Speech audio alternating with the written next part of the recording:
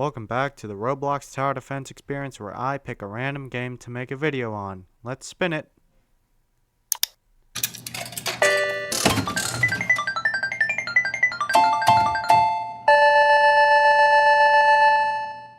Huh? What's this?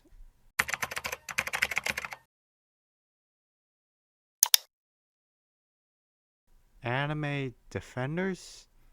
200,000 players? Well, I guess I have to make a video on it. Anime Defenders is a newly released tower defense game that has what looks like exploded in popularity, almost always boasting 100,000 players or more.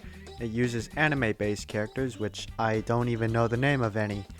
I just don't watch anime. I just don't know where I can watch it. The gameplay is a little slow-paced like many other games in this genre. The visual effects in this game, in my opinion, are really nice and the models are good, but definitely not the best. This game uses a currency called gems, which I'll go over in a bit, but the main progression system is the campaign, which doesn't have a story at all.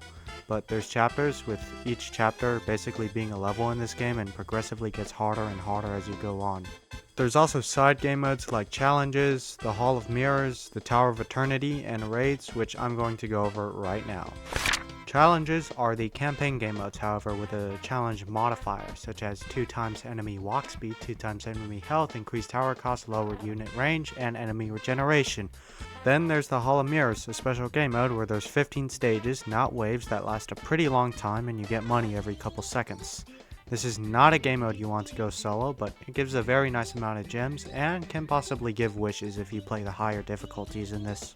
Raids are another special game mode that is only open every couple hours and have a 3,000 coin entry, more on coins later.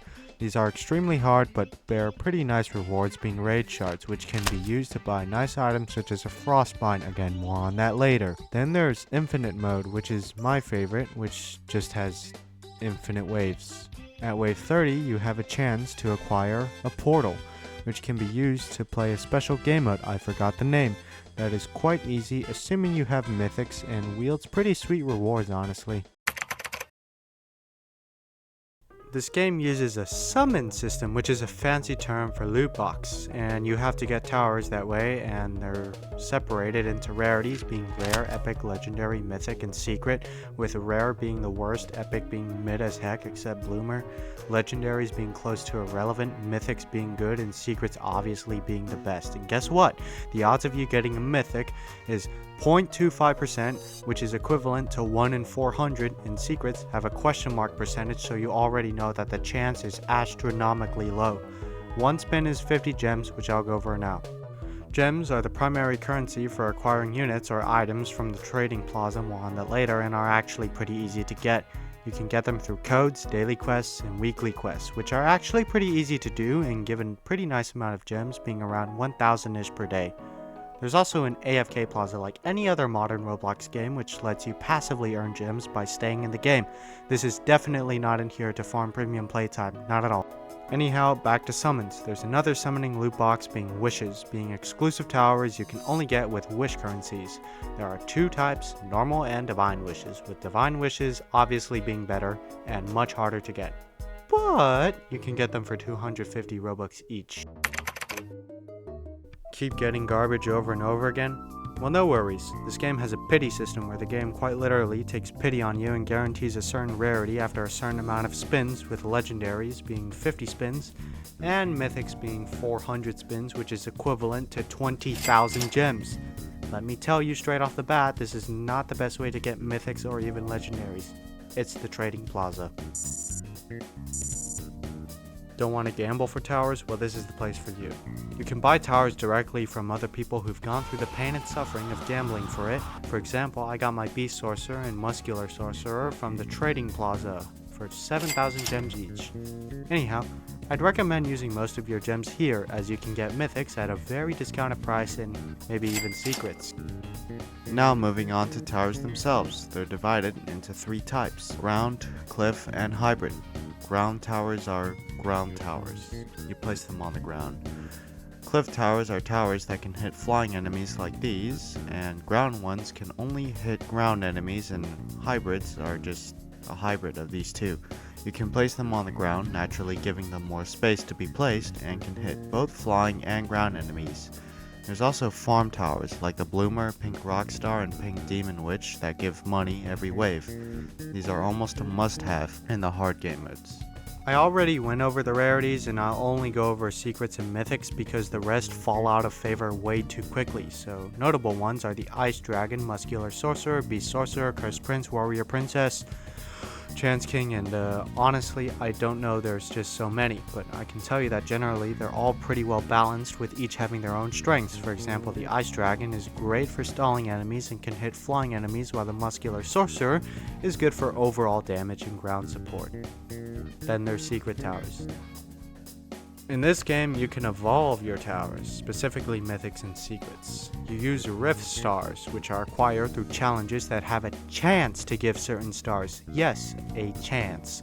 Anyhow, you use these stars to make items, all of which have a different name, but basically do the same thing. They make your original towers you got better than they were in pretty much every single way. Towers in this game have stats, not stats, but stats in this game have ranks going from F to S. They are random. Yes, if you get a good tower, you'll also have to make sure the stats on it are good.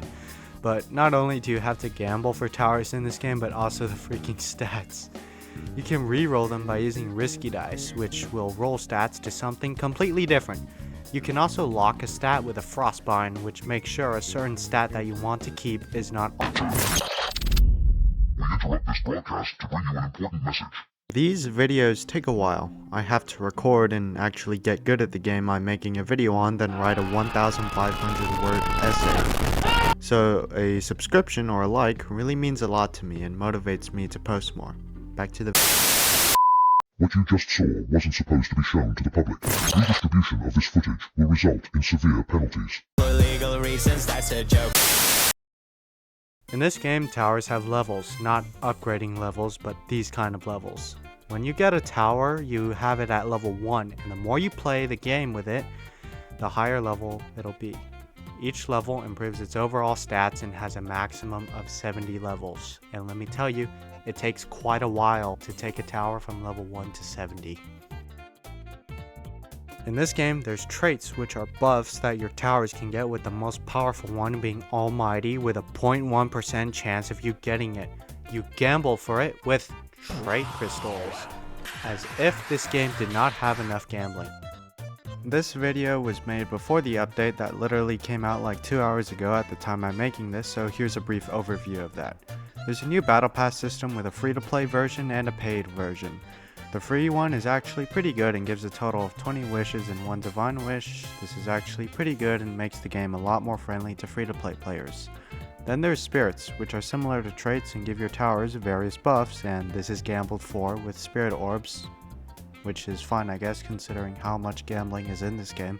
Now that's basically everything to this game, and what I think of it, it's fun, but it has some questionable monetization, but is still better than a certain other tower defense game. But that's just my opinion. If you have any thoughts about the game, you can say it in the comments. Watch my other videos if you even care. Okay, bye.